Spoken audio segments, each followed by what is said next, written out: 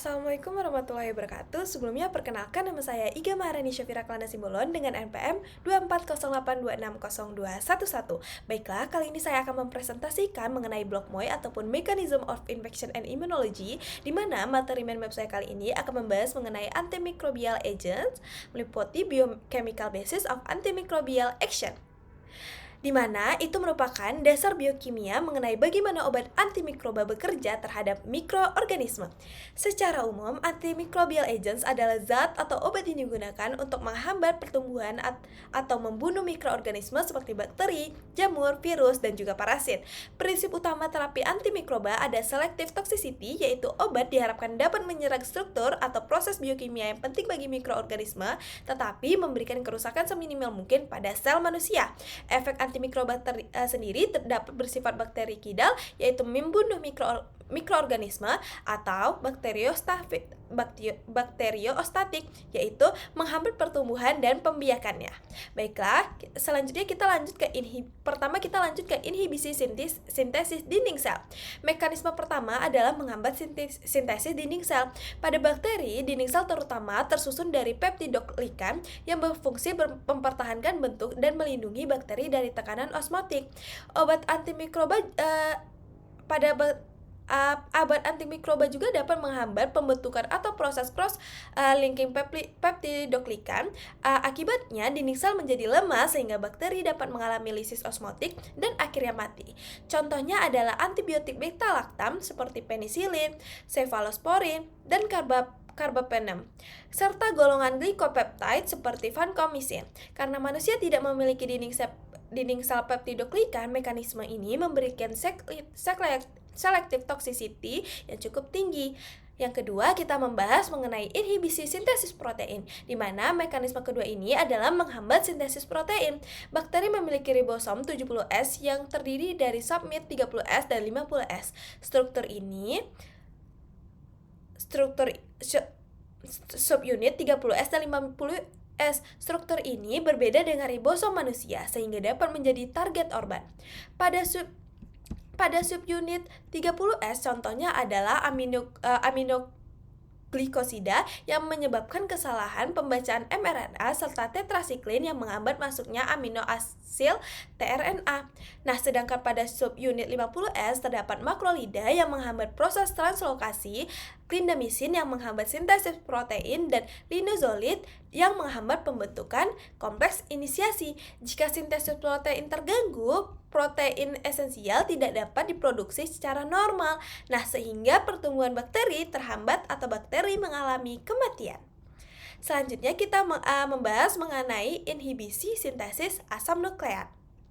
Nah, mekanisme berikutnya adalah menghambat sintesis asam nukleat, yaitu DNA dan RNA. DNA diperlukan untuk replikasi dan pembelahan sel, sedangkan RNA diperlukan dalam proses transkripsi dan sintesis protein.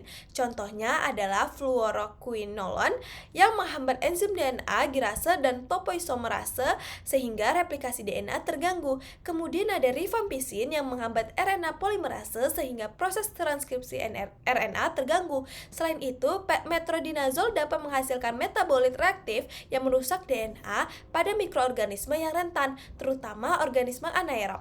Jadi secara sederhana, jika DNA atau RNA tidak dapat dibuat atau berfungsi dengan baik, mikroorganisme tidak dapat berkembang secara normal. Selanjutnya kita akan membahas mengenai gangguan jalur metabolisme. Nah, di sini merupakan mekanisme selanjutnya ini adalah mengganggu jalur metabolisme.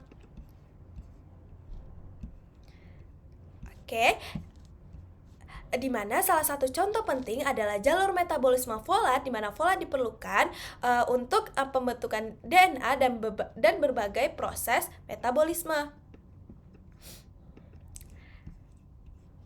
Nah, bakteri dapat mensintesis folat melalui jalurnya nih secara sendiri, sedangkan manusia memperoleh folat terutama dari makanan. Selanjutnya ada sulfonamid yang menghambat enzim dihidrokteroat sintase, sedangkan trimethoprim menghambat dihidrofolat reduktase. Akibatnya pembentukan folat aktif menurun, kemudian sintesis DNA terganggu dan pertumbuhan bakteri pun terhambat. Mekanisme ini juga merupakan salah satu contoh penting dari selective toxicity karena jalur metabolisme tersebut berbeda antara bakteri dan manusia.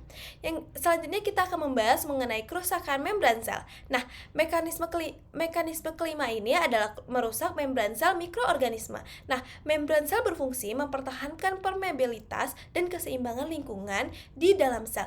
Jika membran dirusak, ion dan molekul penting dapat keluar dari sel sehingga terjadi gangguan homeostasis dan akhirnya menyebabkan kematian sel. Contohnya adalah polymyxin yang dapat merusak membran bakteri, terutama gram negatif. Pada jamur, membran sel mengandung ergosterol yang dapat menjadi target obat anti jamur.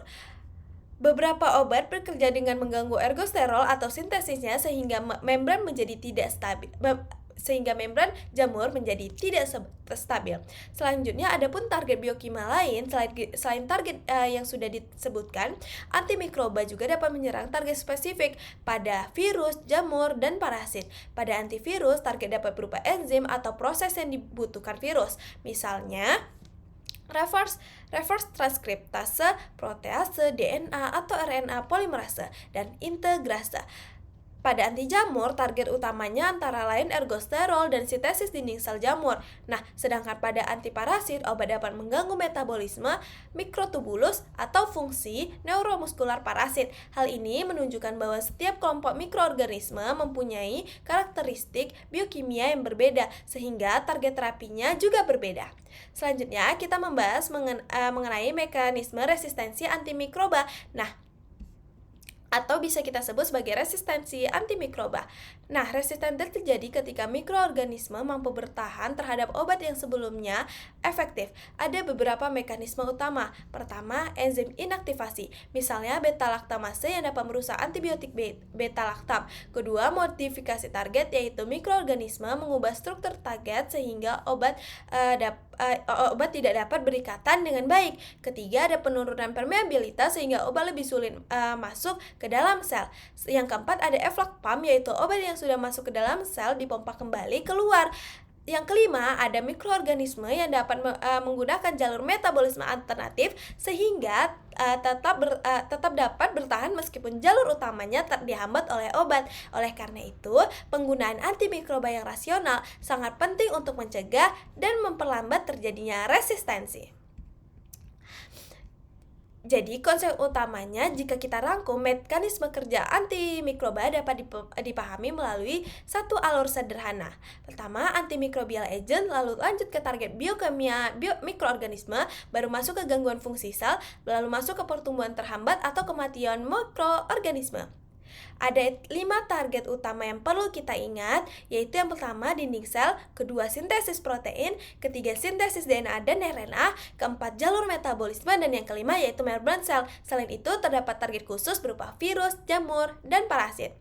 Baiklah, sekian presentasi yang dapat saya sampaikan. Adapun referensi saya letak di bagian bawah sini. Nah, jadi dapat disimpulkan bahwa dasar biokimia kerja antimikroba adalah memanfaatkan perbedaan struktur dan proses metabolisme antara mikroorganisme dengan sel manusia. Baiklah, dengan demikian presentasi yang saya sampaikan, dan referensi saya juga sudah saya letakkan di bawah mind map saya ini. Sekian presentasi yang dapat saya sampaikan.